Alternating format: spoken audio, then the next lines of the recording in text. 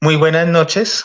Primero que todo me presento, yo soy Nicolás Soriano, estudiante de Comunicación Social de la Universidad Nacional Abierta y a Distancia, UNAD. El motivo de esta entrevista es para contextualizarnos en el estado del periodismo cultural en la localidad de Los Mártires de la ciudad de Bogotá.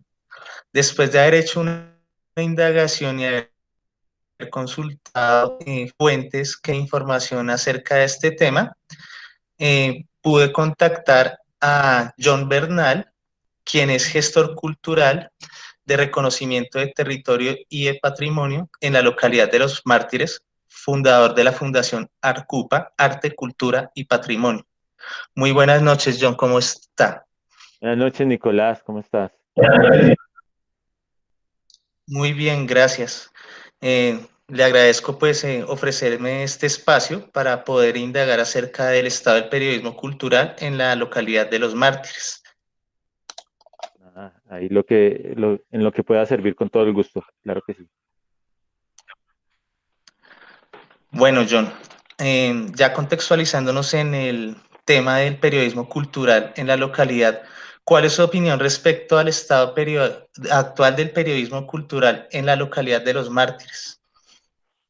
Bueno, yo pienso que en la localidad o el periodismo en general, en la localidad no se diferencia, porque digamos que hay varias variables, valga la redundancia, ¿no? Y entonces el periodismo es tomado como, digamos que como algo general que sirve para muchas cosas y no se hace la particularidad frente al periodismo cultural. Es decir, eh, se da, de hecho se da el periodismo como en el margen de la cultura, es decir, la gente no diferencia de qué es cultura y qué no es cultura. Entonces, como puede haber un periodista que cubre noticias o un reportero gráfico o un reportero que hace judiciales y puede haber un periodista que cubre el evento en el Parque Simón Bolívar, por dar un ejemplo, o bueno, en este caso en el Parque Renacimiento, para no salirnos de la localidad. Y es exactamente lo mismo. Entonces no se tiene como esa línea finita de qué es el periodismo cultural y qué es ese otro periodismo o ese marco de diferencia en los dos periodismos. No sé si me enredé mucho con con la respuesta o si logré ser claro con lo que quería explicar. No, John, es totalmente clara la respuesta respecto pues al interrogante que planteo acerca del periodismo cultural en la localidad y ya pues retomando la respuesta que me acaba de dar, ¿qué considera usted que sea relevante en el momento de visibilizar las problemáticas sociales de la comunidad y su relación con las manifestaciones artísticas y culturales en ese contexto periodístico y comunicativo? Considero usted que es relevante en el momento de visibilizar las problemáticas sociales de la comunidad, que es relevante.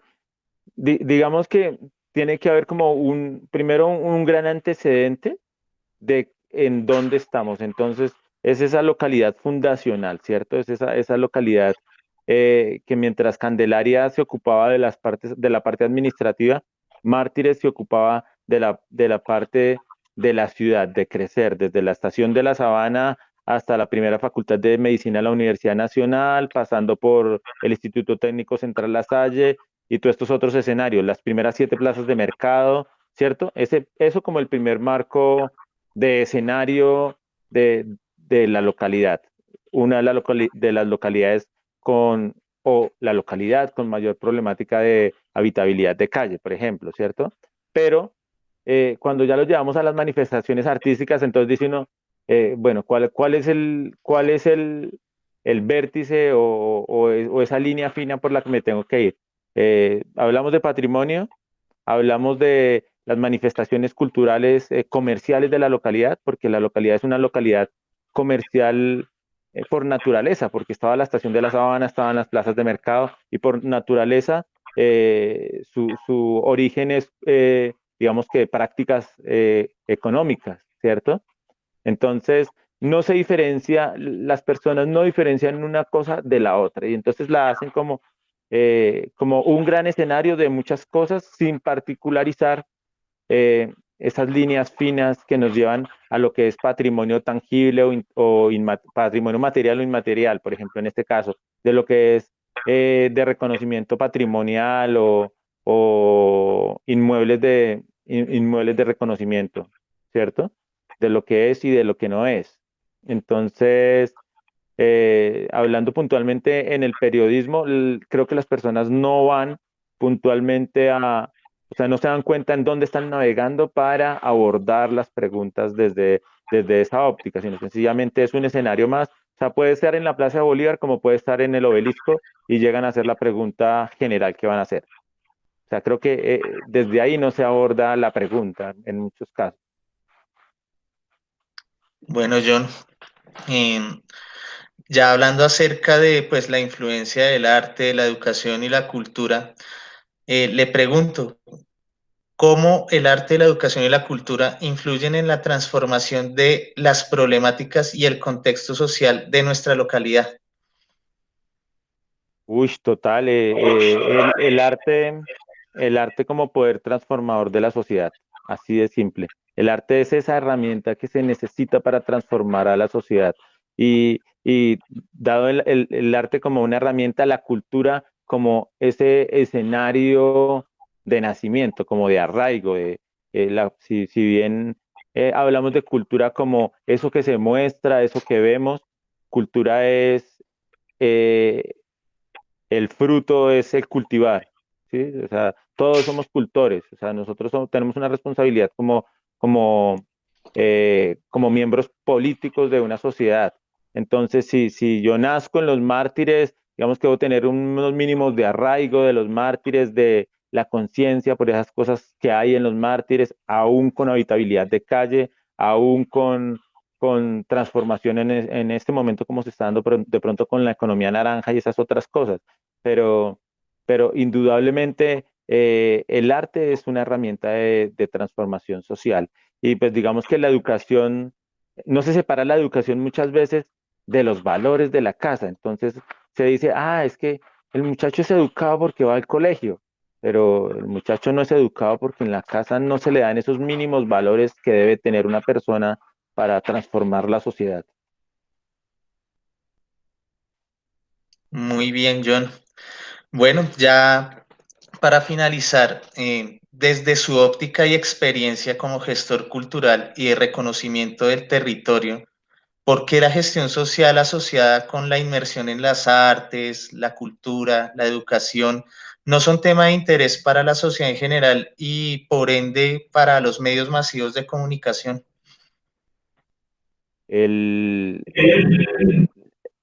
la cultura tomada como uno de los ítems más bajos en el presupuesto nacional, eh, digamos que se ha venido, la cultura es la cenicienta, digamos, de la economía en el país. Sin embargo, pues lo que ahora se pretende es que cambie con este tema de la economía naranja y esas cosas que si son buenas o son malas, pues ahí queda como en la conciencia de lo que todos queramos desarrollar en el marco de lo que esté pasando, ¿cierto? O sea, cada cual mira, porque hay gente que le conviene, hay gente que no le conviene, pero la cultura se ve como, no es la palabra adecuada, pero como la recocha, como, usted hace teatro, si usted hace teatro, entonces, está perdiendo el tiempo, usted hace música, ¿por qué no estudia algo serio? ¿Cierto? O usted hace audiovisual, ¿por qué no hace algo serio? O ahora el tema es, usted es community manager, usted es youtuber, está perdiendo el tiempo en esas pendejadas, póngase a hacer algo que valga la pena, no sé, ese tipo de cosas. Entonces se tiene también una mala visión de esa construcción desde la cultura y desde los medios de comunicación, porque, porque si bien es cierto, es muy importante y los medios de comunicación son un poder y ahora se está, digamos, evidenciando más y la cultura también evidenciando más, eh, aún las familias no tienen el escenario para aprender de ello al interior de sus hogares, porque la familia está rebuscándose la comida, dejan los niños todo el día solos y llegan en la noche a verlos. No saben si sus hijos entraron a Facebook, qué hicieron o no hicieron, pero ellos piensan que están satisfaciendo las necesidades con pagar el Internet, ¿cierto? Entonces, en esa medida, pues la educación es muy, muy regular. Entonces, las personas se tienen que eh, autoformar, sería no sé si sea el, la palabra que debo utilizar, pero entonces las personas se crían solas. Los chicos se crían solos en la casa y los papás se envejecen trabajando. Entonces no hay una conciencia del aprender, como pasa de pronto en las culturas de las tierras indígenas, por ejemplo, que los taitas se esmeran por reunirse con sus familias después de la cena para hablar de qué es importante, de qué es importante en la cosecha, de qué es importante en el tiempo de menguante, de qué es importante en el sembrar el maíz o en las cosas que van pasando en el común, en el diario vivir, digamos. Entonces, ese tipo de cosas no pasan acá en la ciudad y en este diario vivir que tenemos nosotros como bogotanos en nuestro caso y martirenses eh, en nuestro caso.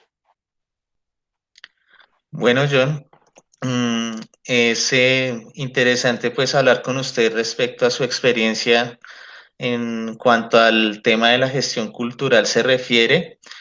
Eh, Le agradezco de nuevo pues por su tiempo y su aporte. Eh, por lo pronto, quisiera pues pedirle que para finalizar esta entrevista, eh, me dijera cómo es la forma en la cual usted se socializa o difunde contenido comunicativo de su gestión cultural en el sitio web de su fundación, Arcupa. Bueno, hemos venido aprendiendo al respecto porque los medios de comunicación sí se han transformado un poco, ¿no? Entonces, inicialmente uno sufría en cómo hacer un simple aviso para convocar a los chicos a que llegaran a hacer teatro, ¿cierto? Ahora tú pones un mensaje en el Facebook o en el Instagram y ya te comunicas con un montón de personas. Ahora, lo que nosotros hacemos es, pues digamos que en la página puntualmente de nosotros empezamos a hacer unos perfiles. Ahí hemos tenido la asesoría de Chloe Ireton, que es una profe en una universidad de Londres quien digamos que es como una de las cabezas de Arcupa en el sentido de direccionarnos cómo hacer las cosas. Y pues digamos que es una persona con una visión bastante eh, importante desde la academia, porque inicialmente nos enredábamos mucho en cómo escribir un texto, cómo hacerlo. Entonces empezamos con el proceso de autoaprendizaje haciendo los perfiles de los muchachos y cada cual fue haciendo su perfil. Y cada cual fue haciendo su perfil y así empezamos a construir, digamos, la página y a difundir las cosas en la página desde el quehacer de cada cual. Entonces, en el caso de Meyer empezó a hacer sus caricaturas, empezamos a reunir los productos audiovisuales que habíamos hecho y los instalamos allí. Pues en el caso mío, yo soy fotógrafo, entonces fue como, ven, búscate unas fotos que vayan de acorde con esto y así empezamos como a construir y a difundir las cosas a través de este escenario, de este medio de comunicación. Sí, John, interesante pues el concepto de interdisciplinariedad, ¿no? Y también de autoformación, del ser autodidacta en el campo, en el terreno. A, Bueno, a John, veces, a veces, espérame, dígame. perdóname, te interrumpo. A veces son como temores infundados por la misma casa, por el mismo hogar en la formación. Entonces uno se genera taras y yo, por ejemplo, soy de los que dice, uy, pero es que a mí me cuesta escribir o yo no canto porque es que lo hago muy mal porque me dicen que canto mal, pero son taras que le generan a uno y no le dan a uno esa libertad que uno debe tener desde el hogar para hacer las cosas, lo que sea, escribir, cantar, fotografiar, equivoquémonos y echar a andar. Eso para complementar eso del tema de la autoformación, sí. Sí, John. Pues en sí, todo acto es comunicativo y pues qué mejor que la experiencia propia para seguir aprendiendo y a partir del ensayo y error es evidente. Bueno, John, ahora sí le agradezco mucho su colaboración, su concepto, su experiencia para visibilizar la cuestión del periodismo cultural en la localidad de Los Mártires y su experiencia propia como gestor cultural. Con Muchísimas mucho, gracias. con mucho gusto, Nicolás. Espero haya sido de su utilidad la entrevista y ahí lo que te pueda ayudar con muchísimo gusto. Por supuesto que sí. Muy buena noche. Vale, dale, Nicolás. Muchas gracias a usted. Vale.